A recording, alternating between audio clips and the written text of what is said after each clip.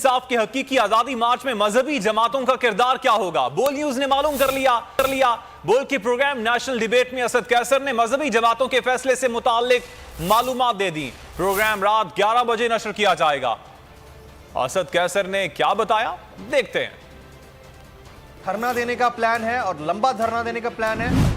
ये तो जब तक हमारे मुतालिबात पूरी नहीं होती तो चलता रहेगा, क्योंकि और इसके लिए हमने तरीका ये बनाया है कि हर डिस्ट्रिक्ट को जो मुख्तलिफ दिन दी हुई है वो अपने अपने टाइम के मुताबिक आएंगे। उसकी जो है बारी नहीं, यहाँ मुझे पूछना है, अगर आपके मुतालबात अगले अगस्त यानी अगस्त 2023 तक भी पूरे नहीं होते तो आप लोग बैठे रहेंगे, आप ये कहना चाह रहे हैं? देखो, बिल्कुल हमने ये डिसाइड किया और खान साहब ने कहा कि अगर 10 महीने भी हमने स्ट्रगल रखना है तो हम लगाएंगे। तो ये धरना होगा या डेली बेसिस के ऊपर आप इसी तरह एहतजाज करते रहेंगे?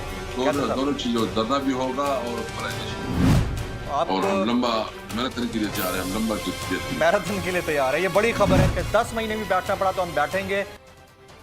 पीटीआई फंडिंग केस में लाहौर हाई कोर्ट ने बड़ा फैसला दे दिया है। इमरान खान की एफआईए तलबी का